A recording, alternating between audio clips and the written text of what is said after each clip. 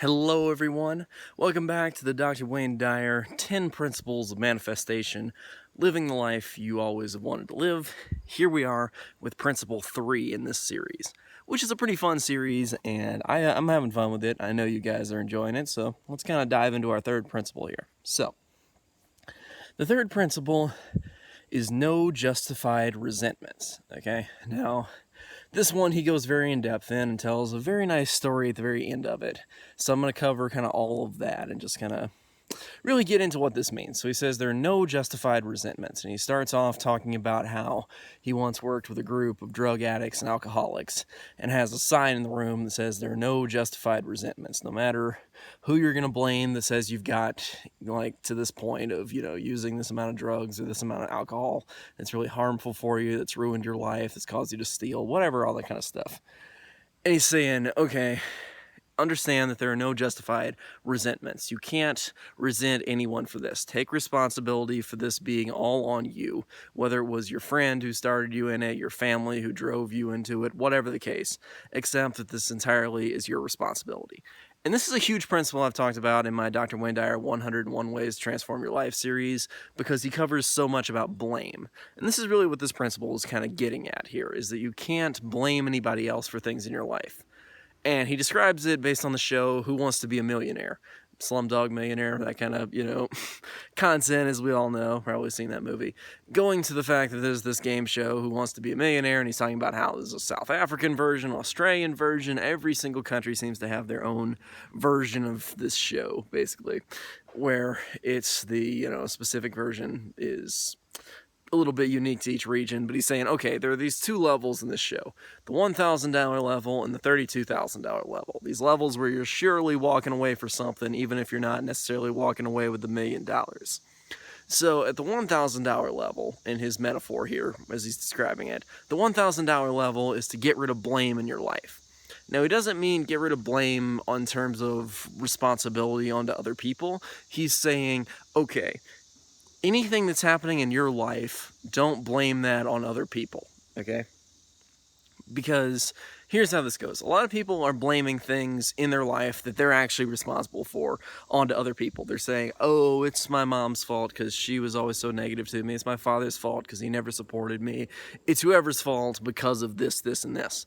Now, they're blaming things that they're actually responsible for onto other people. Oh, it's my alarm clock's fault for not waking me up on time. Oh, it's this fault, it's that fault. They're always just saying it's somebody else's fault besides me. So this is basically just not taking responsibility, as he refers to it. So getting rid of blame in this context is getting rid of unjustified blame is really what he's saying here. Now, he has ideas about getting rid of blame because blame kind of places responsibility on other people, but in this case, it's mostly unjustified blame. So let's think about this for a second. When we unjustifiably, blame other people, we're like, oh, it's so-and-so's fault for the fact that, I screwed up here. I'm just not going to take responsibility. It was clearly somebody else who's at fault. That doesn't actually help you, okay? What it does is it places your responsibility onto somebody else. And that means that you can't actually change the situation, because if you're saying, oh, it's always my alarm clock's fault, my alarm clock's faulty, it's not going off on time and stuff like that, then you don't feel a high-end responsibility to get enough sleep before test day or to go to work or whatever. You don't feel that responsibility. You're just like, oh, it's all in this randomness of my alarm clock. And that really gives your power away, okay? All the power you have to transform your life, to do things with your life, you're just giving it away by saying, I don't want to accept responsibility, I'll give it on to some other people. Now, being an adult in a lot of cultures really comes with just more responsibility. You have more freedom, but more responsibility. So to give away a lot of responsibility is to also give away a lot of freedom. And that's not at all something we really want to do, because when you give away your freedom, it's just like, ugh, who wants to give away freedom? So those go hand in hand. Don't give away that through blame. That's particularly unjustified blame. Now, he takes it a step further to say, okay, there's also this $32,000 level. And this $32,000 level, this other level where you can really walk away with something that's a much bigger sum, is when you give away, basically, you take unjustified resentments to the next stage. And he really gets into this one and has this idea that if you go to the point where no matter what happens, all you have to give away is love, then no living creature can harm you. So he then talks about his daughter at this age being 12, who loves animals like nobody else, and how butterflies always land on her arms, and all these living creatures love her, that kind of stuff.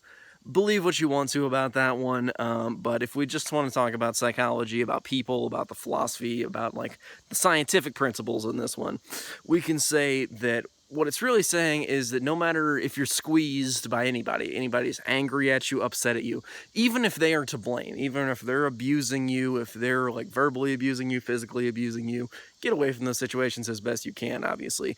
But when it happens and such, what he's saying is no matter what is happening in your life, even if other people are to blame, if all you have to give to them is not judgment, not hate, not blame, all you have to give to them is love, then you will truly be at a point when you can dodge every like attack that is thrown at you. You'll be truly non-resistant, okay? So all the negativity will just flow past you, and you won't be able to be, hit by this kind of negative mental stuff. Now, if somebody's physically abusing you, you obviously can't just dodge that with a mental game here. But the way we respond to being physically hit versus verbally hit is a little bit different. Because some people can block verbal attacks versus physical attacks. You need to know how to, use martial arts to block that. If you have physical abuse, definitely get away from that situation as fast as possible. Verbal abuse, you can actually block a lot of it because in our culture, for some reason, verbal abuse is acceptable, but physical abuse is not. Napoleon Hill will say in a lot of his books that verbal abuse should not be a legal thing at all, particularly against children, because a lot of adults tell children how they'll never achieve their dreams. That really wrecks their life, so that should be illegal to some degree, but whatever the case, okay, when you are dealing with people that are problematic, anybody in your life, if all you have to give away is love, not fear, not hate, not any of the fear-based emotions, if all you have to give away is love, and to say, I can accept this person is insecure, this person has problems, etc., and I can release them to live their own life, to be on their own path, then that's what's best. If you can really not have any justified resentments, okay, there are no justified resentments. So if you do not resent any power that anybody has at any time, he says that no living creature can harm you. Now, I still wouldn't think that this would stop a tiger from mauling you if the tiger is starved for a number of weeks, but whatever. I would say really it's mostly about a human thing here. If you can get rid of these, if you can just say there are no justified resentments, then you can really get rid of that need for to blame other people and to have hate towards other people. And a lot of people will just feel really like, man, this person's amazing. I love this person. I want to, help them out. I want to give them a gift. I want them to be my best friend.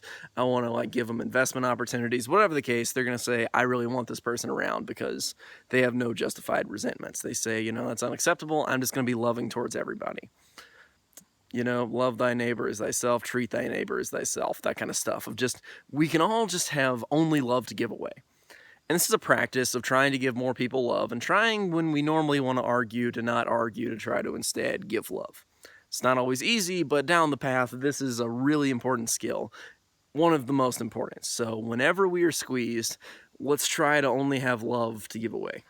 Now, at the very end of this, he tells the story of the story of this student, Teddy. I'm going to, summarize it because it's absolutely a beautiful story. I recommend you check it out in the actual recording there. Okay, so what happens in this story is basically there's this student, Teddy, who's in, the 5th grade class, I believe, and his teacher notices he doesn't dress well, he, never showers, he's just kind of, laying there, he often falls asleep during class, he doesn't do his work very well. And so she doesn't like him very much. She even starts to delight in giving him bad grades for him not doing well. But at the school, she's required to look over his records. And she looks back and finds that his 1st grade teacher, said he's doing great and stuff like that. And his 2nd grade teacher says he's doing well, but that his mother has a terminal illness. And then his mother ends up dying later on. And his father's not supportive of him and stuff like that. So his home life has really wrecked his life. And he was once this great kid and now he's not. So this 5th grade teacher then's like, what have I done? How could I have held this resentment against this kid when all this is really from the fact that he lost his mom and his dad's not supportive? He has a horrible home life. What do we, do about this? So instead, she begins to encourage him, to help him. And soon enough, he goes on, he graduates high school, 3rd in his class. He goes on off to college. He ends up becoming a medical doctor. and all this kind of beautiful stuff. And he keeps writing this teacher every like few years and so to say, you're the best teacher I ever had. And at the end he says, you know, thank you for like inspiring me to be the best I can. And she says, no, Teddy, thank you for teaching me how to, like, you know, teach. Before you, I didn't know what teaching truly was.